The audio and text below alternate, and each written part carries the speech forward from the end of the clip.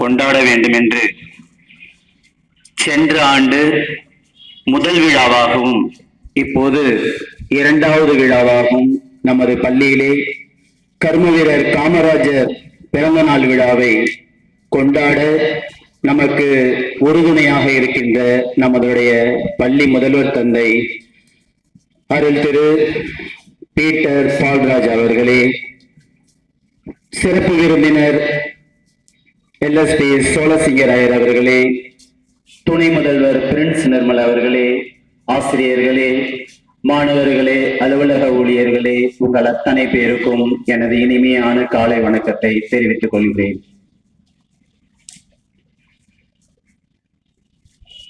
ரொம்ப நேரம் பேசல. இந்த கர்ம வீரர் காமராஜர் பொதுக்கூட்டத்திலே பேச அவர் செல்வார்.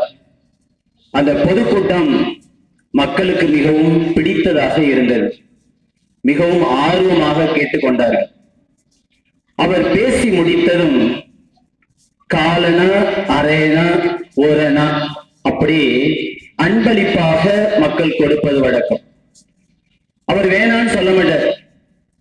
வேணான்னு சொல்ல மாட்டார். எதற்கு அப்படின்னு கேட்டீங்கன்னா, ஏழைகள் கொடுப்பது சின்ன தொகையாக இருந்தாலும் அதை உதாசனப்படுத்த கூடாது என்பதற்காக அதை கை நீட்டி வாங்கி தன் சட்டை பையிலே போட்டுக் கொள்வார். சென்னை வந்ததும் முதலாக அந்த பணத்தை எடுத்து கஸ்தூரி ரங்கன் என்ற ஒரு ஆங்கில பத்திரிகை நிறுவனரிடம் கொடுப்பார். அது மொத்தம் எவ்வளவு இருக்கும் அப்படின்னு கேட்டீங்கன்னா 7 ரூபா அல்லது 8 ரூபா இருக்கும். அவ்வளவுதான். எண்ணியெல்லாம் பார்க்க மாட்டார், அப்படியே கொடுத்துருவார். இத வாங்கிட்டு காலங்காலமாக வச்சிருக்கிறாரு அந்த கஸ்தூரி ரங்கன்.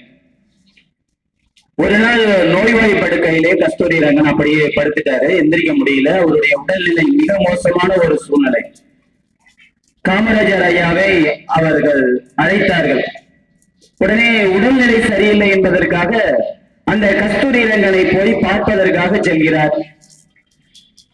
ஐயா, நீங்கள் கொடுத்த பணத்தை பெற்றுக் கொள்ளுங்கள் என்று சொன்ன உடனேயே காமராஜர் மிகவும் அலறினார்.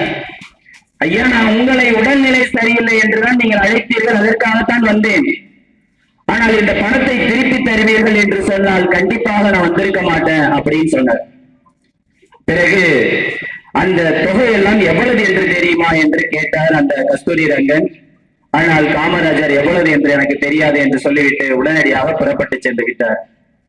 ஒரு குறிப்பிட்ட காலம் பிறகு அந்த காமராஜருடைய வார்த்தையின்படியே கஸ்தூரி ரங்கன் எழுந்து நின்று அவருடைய உடல்நிலை நன்றாக இருந்தது. பிறகு ஒரு நாள் சொன்னார், இந்த பணத்தை எல்லாம் நீ பெற்றுக்கொள்ளுங்க அப்படின்னு சொன்ன பிறகு அவர் சொன்னார், இந்த பணம், சொத்து, காசு இதெல்லாம் எனக்கு தேவை கிடையாது. மக்கள் கொடுத்தது. எனக்கு வெறும் 2 இட்லி தான். அந்த 2 இட்லியோட நான் வாழ்ந்துட்டு இருக்கிறேன். ஆனா எனக்கு காசெல்லாம் தேவையில்லை அப்படின்னு சொல்லிட்டார். அப்ப என்னதான் செய்யறது இந்த காசை அப்படின்னு சொல்லும் போது, எனக்கு ஒரு இடம் வாங்கி கூட அப்படின்னு கேட்டார். ஒரு இடத்த வாங்கினாங்க. அந்த இடம் பாத்தீங்கன்னா தேனாம்பேட்டையில இருக்கிற அண்ணா சாலையில ஒரு பெரிய காங்கிரஸ் கமிட்டி இன்னைக்கு பெரிய லெவல்ல இயங்கி கொண்டு இருக்கிறது. அதை காமராஜருடைய பெயரில் பதிவு செய்ய போனதற்கு வேண்டாம், இது பொதுமக்களுக்காக பயன்பட வேண்டும், தமிழ்நாட்டிற்காக உதவிட வேண்டும் என்று அவர் கூறியவர்.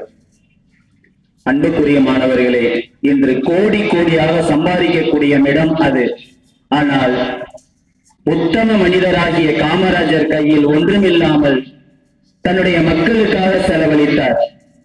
ஒரு முறை குஜராத்திலே ஒரு பெரிய மாநாடு நடந்தது. அந்த மாநாட்டிலே கர்ம வீரர் காமராஜருக்கும் அழைப்பு கொடுத்தார்கள் காந்தியினுடைய தலைமையிலே.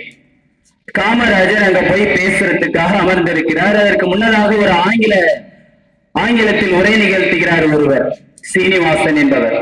அந்த உரை நிகழ்த்தும் போது மக்கள் எல்லாரும் எழுந்து ஒரே கூக்குரல் இடுகிறார்கள். என்ன பேசுறான்னு எனக்கு தெரியாது, அமரு அப்படின்னு கத்துறாங்க. ஏன்னா அங்க உள்ளவங்க எல்லாம் ஹிந்திக்காரவங்க.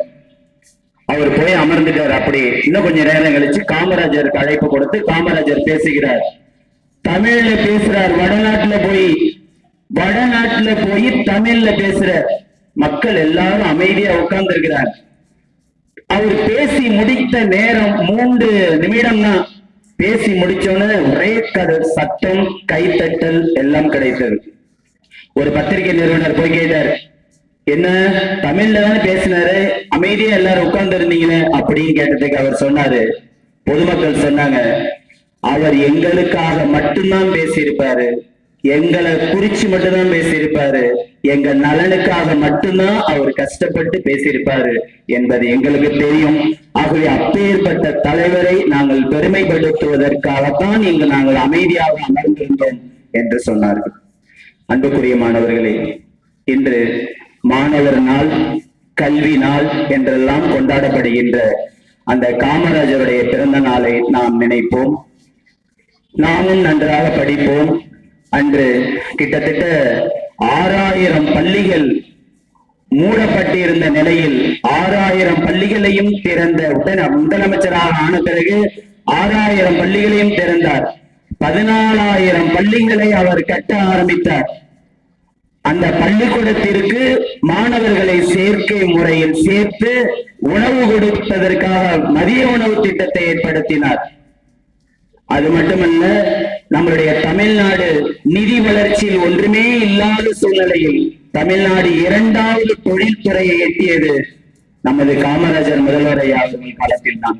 ஆகவே அப்பேற்பட்ட அந்த காமராஜரை நாம் நினைவில் கொண்டு நாமும் படிப்போம், இந்த பள்ளிக்கு பெருமை சேர்ப்போம் என்று கூறி வாய்ப்புக்கு நன்றி கூறி விடைபெற்றுக் கொள்கிறேன். நன்றி, வணக்கம்.